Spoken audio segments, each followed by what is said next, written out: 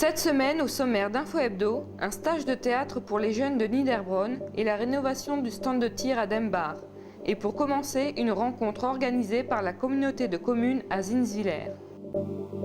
La communauté de communes du pays de Niederbronn-les-Bains réunit les membres de son bureau à l'espace multimédia Cyberzins. La réunion est orientée sur Internet et 2 sites de services publics. La NPE et la Poste présentent les services offerts par leur site web. Le site anpe.fr propose de nouveaux outils pour les demandeurs d'emploi. Ils peuvent désormais enregistrer leur CV en ligne. Les entreprises pourront alors chercher les candidats dans les bases de données du site. Niederbronn-les-Bains a déjà installé une borne Internet dans le hall de l'hôtel de ville. Les demandeurs d'emploi peuvent y consulter les offres de la NPE sans se déplacer sur Haguenau. Le site de la Poste propose une création de boîte aux lettres virtuelle gratuite. Cette boîte n'est pas limitée dans la durée. Le directeur de la Poste du Bas-Rhin, Daniel Michou, explique les challenges que rencontre la Poste avec l'ouverture du marché. Fernand Feig, président de la communauté de communes, signe avec lui une convention. Cette convention projette que le futur site de la communauté intégrera l'encart boîte aux lettres de la Poste sur sa page d'accueil. Internet n'échappera plus à personne dans les temps à venir. Tout le monde aura droit à une boîte email et des accès Internet pourraient être prochainement installés dans les hôtels de ville des communes.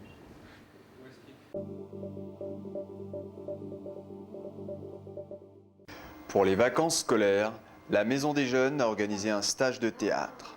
Seuls 4 enfants de 11 ans participent.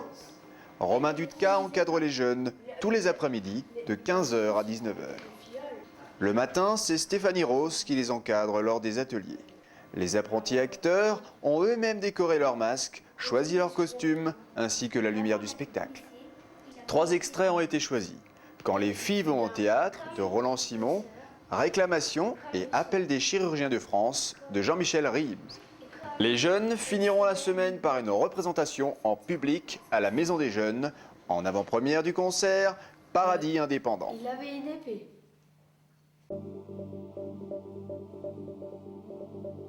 Sous l'impulsion de son président André Honold, l'association de tir du Hohenfels a redonné vie à l'ancien stand de tir militaire construit en 1936 dans le cadre de la ligne Maginot.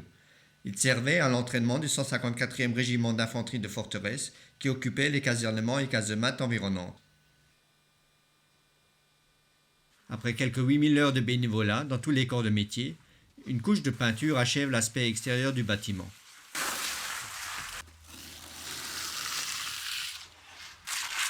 Forte de 85 membres, l'association offre 3 pas de tir.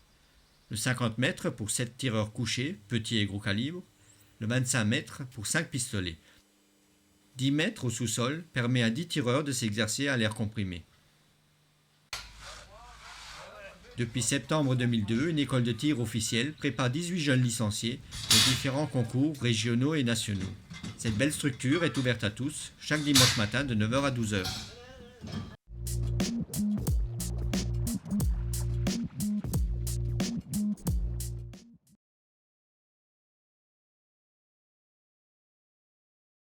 Tout de suite, Mac 3B, qui vous est présenté par Alstom DDF. Alstom DDF, l'usine à innover qui fait rimer voyager avec qualité.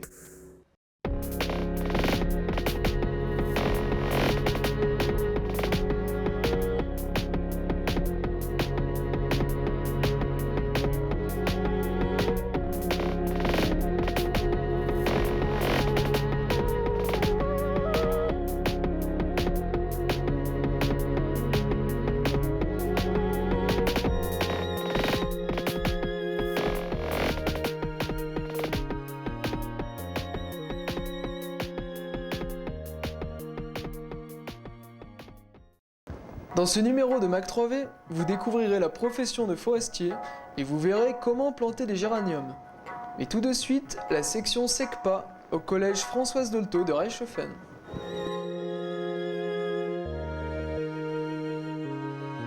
Alors SECPA veut dire section d'enseignement général et professionnel adapté. Les élèves qui entrent en SECPA à partir de la 6e ne viennent pas comme ça parce qu'ils ont décidé de venir s'inscrire à la SECPA, pas du tout. Ce sont des élèves qui ont déjà été repérés comme élèves en grande difficulté à l'école primaire et ils sont orientés par une commission de l'éducation spéciale qui va, au vu de leur dossier, estimer si ces élèves relèvent ou non de SECPA. C'est des sections qui sont prévues pour des enfants qui ont un profil donné, qui sont affectés et qui vont suivre un cursus différent des autres écoliers. Ils vont en principe se diriger vers une profession, vers un métier, et donc à partir de la 4e, il va y avoir des champs professionnels qui font que ces enfants vont toucher à une série de compétences type professionnel, ce qui va permettre à la fin de la 3e de partir vers des CAP. En fait, la SECPA, c'est une section qui est intégrée au collège et qui permet à des élèves en grande difficulté de faire des apprentissages autrement.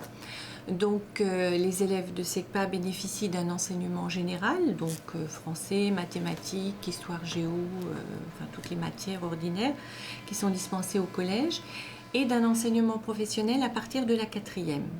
Alors l'enseignement général est dispensé par des professeurs des écoles spécialisées et par des professeurs de collège. Et l'enseignement professionnel est dispensé par des professeurs de lycées professionnels. Et nous avons 4 ateliers ici à la SECPA. Un atelier d'ETC, alors ETC veut dire employé technique de collectivité. Un atelier d'IMH, industrie de la maille et de l'habillement. Un atelier de construction métallique et un atelier de menuiserie. Quand ils arrivent en 6e, ce sont des élèves, on va dire, entre guillemets, qui traînent des casseroles. Hein. Ils ont tout un passé d'échecs scolaires derrière eux, déjà, à l'école primaire. Et la tâche première des enseignants, c'est de les réconcilier avec les apprentissages. Et ça, c'est pas une tâche aisée. Il y a tout un travail à faire, restaurer l'image de soi, etc. Et bon, parfois on réussit moins bien. Il y a 6 divisions, c'est-à-dire 6 classes, et les 4 ateliers dont je vous ai parlé. Hein. Donc les élèves de 6e et de 5e ont uniquement de l'enseignement général, et à partir de la 4e, ils bénéficient d'un enseignement professionnel. Alors en 5e, ils vont se déterminer, à la fin de la 5e, ils vont se déterminer pour un champ professionnel. Un champ professionnel regroupe deux ateliers. Ici, à la SECPA du Collège Françoise Dolto, il y a le champ professionnel du bâtiment, construction métallique et menuiserie, et le champ professionnel des services, c'est ETC et IMH. Et ensuite, seulement à la fin de la 4e, ils choisiront un atelier déterminé. Hein. Donc, s'ils veulent aller en menuiserie, ils iront en menuiserie. Bien sûr, c'est-à-dire que nous travaillons le plus possible effectivement de manière individualisée, c'est-à-dire qu'on essaie de prendre les élèves à leur niveau. Les cours théoriques sont en relation avec les ateliers à partir effectivement de leur passage en formation pré-professionnelle, donc à partir du passage en 4e. En 5e, effectivement, nous essayons simplement de les mettre à niveau de manière à ce que l'enseignement des ateliers puisse leur être profitable. Et souvent, le passage effectivement aux ateliers leur permet de se réconcilier, par exemple avec les mathématiques ou avec le français, selon les besoins qu'ils ressentent effectivement à l'atelier. Lorsqu'ils sont devant une problématique à l'atelier, on voit, ils peuvent faire le joint de nouveau effectivement avec une partie théorique qu'ils verront ensuite en enseignement général. Quand on faisait de la pâtisserie, ça m'a plu et je me suis intéressé. Après, quand je voulais faire un stage, j'ai aidé le boulanger, ça m'a plu aussi. Ouais, j'ai fait métier de boulanger. Enfin, je veux faire. L'an prochain, je serai apprenti chez Moritz, luminaire chauffeur. Nous avons jusqu'à 8 élèves, avec un effectif un peu plus réduit actuellement. Donc dans notre atelier, on fait tout ce qui concerne l'industrie de l'habillement, c'est-à-dire on va apprendre la couture, c'est-à-dire se servir des machines, apprendre comment fonctionne une machine, coudre, tout ce qui concerne la couture et tout ce qui concerne la préparation des patrons.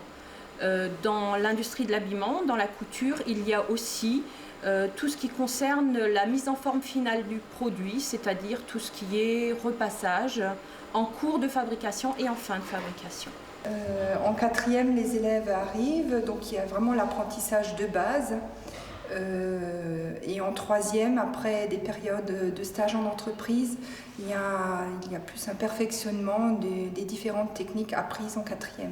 La SECPA n'a pas la vocation de prendre en charge des élèves qui ont des troubles du comportement. C'est des élèves en grande difficulté scolaire, en tout premier lieu, qui vont être pris en charge par la SECPA. On peut dire que le cadre général des ateliers a été très rénové, très actualisé. Il est performant. Il y a la cuisine que vous avez pu voir. C'est une cuisine qui est à la pointe du progrès avec des éléments, des postes de travail qui sont très perfectionnés, où l'hygiène, la sécurité est respectée. Et pour les ateliers d'IMH aussi, hein, les postes sont très fonctionnels. Et de la même façon, on espère maintenant renouveler la menuiserie et la métallerie dans un futur qui, j'espère, pas trop lointain. Il y a des bons résultats, disons en général, on a des bons résultats, que ce soit au niveau des examens. Là, je n'ai pas préparé les chiffres, mais je crois que l'année dernière, tout le monde a réussi son examen. Je crois qu'on était à 100%. Et puis, il y a aussi l'insertion. Parce qu'il faut voir d'un côté l'examen, de l'autre côté, combien continue. Et ça aussi, il y a des bons taux d'insertion professionnelle, que ce soit dans un CAP ou à l'apprentissage, parce que c'est les deux voies qui suivent. À partir de la 3e, l'élève va choisir son orientation. Il a deux possibilités, soit il va en lycée professionnel pour faire un CAP sous statut scolaire, soit il choisit la voie de l'apprentissage et choisit à ce moment-là l'alternance, c'est-à-dire qu'il fera un apprentissage chez un patron et il préparera son CAP dans un CFA, un centre de formation d'apprentis.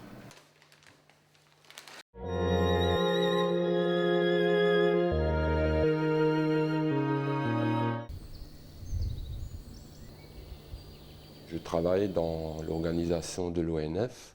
Donc l'ONF, c'est une grande maison et dans cette organisation, j'exerce la fonction de chef de triage. J'interviens à plusieurs titres. Je suis déjà gestionnaire de ce patrimoine forestier, c'est-à-dire c'est déjà une fonction d'encadrement de plusieurs équipes d'ouvriers, de bûcherons. Je travaille pour la commune de Niederbronn, étant le CIVU. Et en ce moment, on fait du bois de chauffage pour la commune, pour les employés communaux, pour les retraités, pour nous-mêmes. On démarre les chantiers, on regarde si les arbres sont martelés, quoi. Et on coupe seulement ceux qui sont marqués, quoi. Et puis ceux qui sont marqués, ils sont à couper.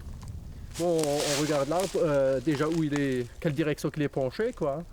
Et c'est un risque de branches mortes, chute de branches, éclatement, un peu tout, quoi. Et on regarde niveau terrain, si le terrain il est propre pour partir, quoi. S'il y a un risque d'éclatement ou c'est un problème, un pépin. Bon, la cime, elle penche plus vers la droite et puis on essaye de le faire tomber plus vers la droite, là, hein, pour faire une entaille. Et après le plancher, l'épaulement, quoi. Hein. Et puis on laisse 5 cm d'épaulement et puis il part.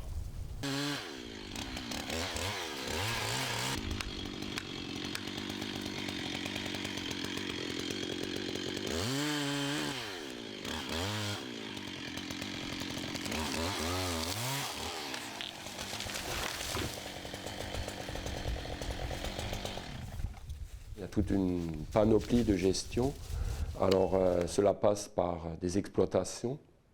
Les exploitations, c'est ce qu'on peut voir de temps en temps quand on se promène. C'est quand des bûcherons coupent les arbres. Ça ne se fait pas de manière anarchique ou n'importe comment. Toutes ces interventions sont programmées tout au long de l'année et même sur une durée plus longue, sur 10 ou 15 ans. Le chef de triage est aussi très pratique dans ce qu'il fait. Donc c'est quelqu'un qui doit anticiper un certain nombre de travaux. Il faut avoir un bon sens de l'observation, c'est-à-dire qu'il faut s'apercevoir d'un certain nombre de choses qui ne vont pas en forêt. Et on verra, on peut voir sur le terrain différentes interventions qu'on peut faire. C'est quelque chose finalement qui est très important, très vaste. Donc on a ici une petite grume de chêne. Une petite grume de bois d'œuvre de chêne qu'on vient de numéroter. Alors le numérotage, ça consiste en quoi? C'est en fait la prise des différentes mesures, la longueur et le diamètre. Donc la longueur a été prise par le bûcheron avec le mètre à ruban. Et ça, c'est une phase qui se fait juste après l'abattage de l'arbre. Ensuite, plus tard, moi, je passe avec ce qu'on appelle le compas forestier ou le bastringue pour prendre le diamètre de cette grume à l'emplacement du milieu de la grume, de la longueur. Et ensuite, donc, le bûcheron tape le numéro de série de cette grume. C'est une plaquette en plastique donc, qui s'enfonce dans la grume et qui reste juste à la vente. Et c'est à partir de là que aussi le débardeur il peut mettre les pièces de même couleur en tas le long des chemins. Et chaque essence, par qualité, possède une couleur identique. Donc ici, on a une série de chênes orange qui correspond en fait à une qualité donnée. La forêt de Niederbronn comporte un certain nombre d'essences. Alors c'est une forêt qui est intéressante à ce point de vue puisqu'elle est très diversifiée. Vous avez en zone de montagne des essences résineuses comme le pin sylvestre, l'épicéa ou le Douglas. Bon, c'est des essences qui sont relativement bien répandues, bien représentées chez nous. Et vous avez aussi tout un cortège d'essences feuillues en montagne, comme le hêtre, le chêne. Et en plaine, le cortège d'essences est encore beaucoup plus varié, puisque en général, les sols en plaine sont plus riches, donc permettent en fait l'installation d'essences plus exigeantes, comme le merisier, l'érable, le sycomore. Vous avez ici un certain nombre d'essences représentées dans cette parcelle. Et vous avez tout d'abord un arbre qui est très connu dans notre région, dans nos forêts, c'est le hêtre. Comment on reconnaît le hêtre? À l'état adulte, vous avez dans un premier regard, on voit tout de suite l'écorce. Le hêtre a une écorce lisse. Là, on a la chance d'avoir des feuilles et là, la reconnaissance est très simple. En gros, quand on regarde, le premier regard, on voit des feuilles assez claires, la couleur est claire, la feuille est, comme on dit, la feuille est entière, contrairement à d'autres feuilles qui sont découpées. Chez le hêtre, vous avez une feuille qui a un bord entier. Et en plus, le bord possède un certain nombre de poils. Donc ça, c'est déjà des critères essentiels de reconnaissance de cette essence. La forêt est gérée sur du long terme, voire du très long terme, puisque quand vous voyez un chêne, il peut atteindre 150 ans. Et tout cela, en fait, est regroupé dans un manuel qu'on appelle le manuel d'aménagement, qui est en fait un plan de gestion. Donc le plan de gestion, c'est un document qui ressemble à peu près à ça.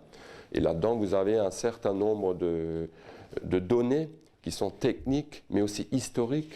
Vous avez des données historiques qui nous expliquent un peu la forêt, d'où qu'elle vient, comment elle a été gérée dans le passé.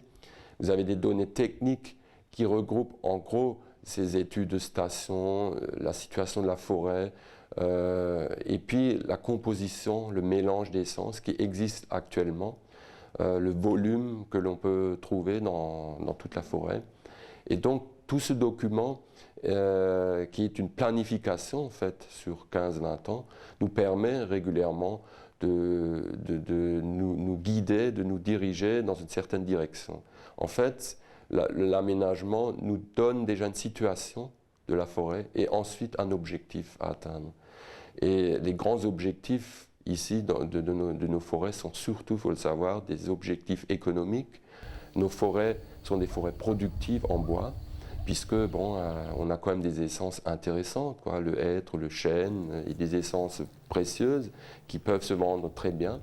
Et cela alimente toute une économie du bois. Mais aussi, la forêt a un rôle qui commence de plus en plus à être important, c'est le rôle touristique, le rôle social.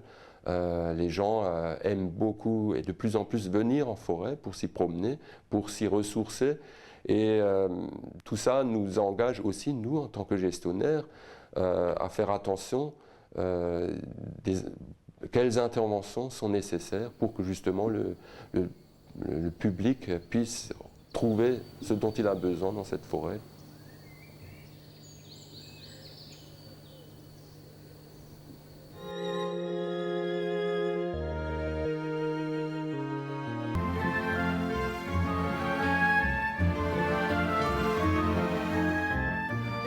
Alors, on est à la fin du printemps, donc on va préparer l'été maintenant. L'été avec du géranium, du pétunia surfinia, toutes les petites fleurs d'été, c'est-à-dire l'œillet d'Inde, la sauge, toutes sortes de sauges, les bégonias, géranium lierre et zonal, c'est-à-dire zonal, celui qui reste droit, que les gens appellent le géranium droit. Le géranium, il y en a deux sortes, le roi du balcon, celui-là, avec une fleur simple, et le géranium lierre double, qui devient moins long, mais la fleur est plus grosse. Voilà, donc on va procéder à la plantation d'une jardinière. On va commencer, pour une jardinière, on peut faire ce qui plaît, tout plein de choses, ce qui passe par la tête, vraiment tout ce qu'on veut. Alors maintenant, le classique, c'est le géranium roi du balcon avec un surfinia. On va prendre un blanc pour que ça se reconnaisse bien avec le rouge. Un géranium lierre se plante toujours penché.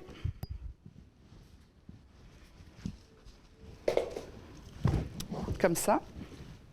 Il tombe beaucoup mieux. Le vent, il y a moins de prise au vent et il est conseillé de laisser les tuteurs. Hein. Ça ne le gêne absolument pas. Le surfinia, on le plante droit comme on veut. Il descendra tout seul. Hein. Donc ça va assez vite. D'abord au début, il faut mettre de la terre dans le bas d'abord. Et puis après on remplit.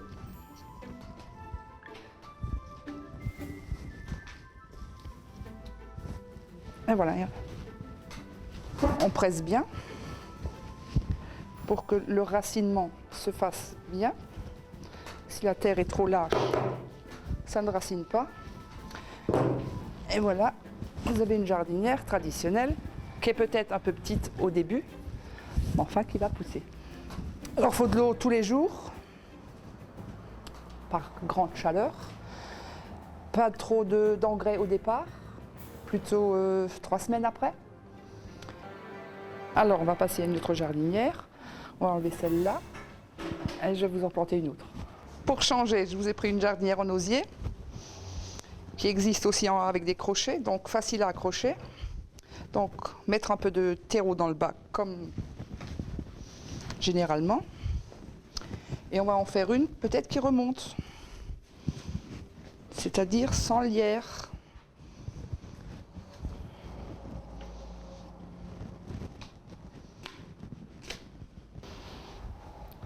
Ah, voilà, donc on peut, comme on veut, on peut alterner.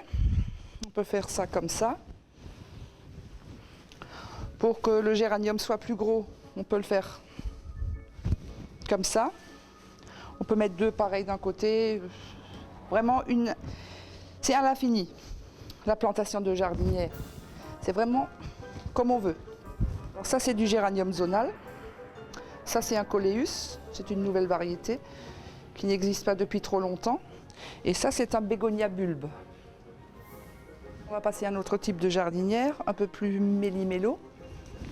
Les jardinières en plastique ont de grands trous, donc on va boucher les trous pour que l'eau ne s'écoule pas trop vite. Des tessons en terre cuite, de vieux pots en terre cuite. Un caillou, n'importe quoi, hein, ce qui vous tombe sous la main. Voilà, alors ça c'est de nouveau un géranium zonal, donc qui remonte. On va mettre un tapienne, c'est de la famille des verveines, quelque chose qui redescend.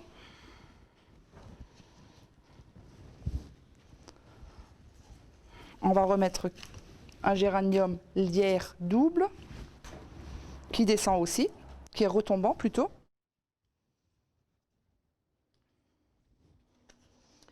Et un pétunia surfinia blanc de l'autre côté, qui peut même faire un peu le coin. Donc dans les jardinières de 50 cm, généralement, on met 3 plantes. Alors il faut l'arroser une fois par jour, pas seulement un verre, plutôt 2 litres d'eau qu'un verre d'eau. Et ça devrait suffire pour une journée. Par grande chaleur, il y en a qui arrosent le soir et le matin, mais enfin si vous arrosez le soir, le lendemain matin, ça ne sera pas sec. Une fois par jour suffit vraiment. Je vous souhaite de bonnes plantations et un bel été, bien ensoleillé.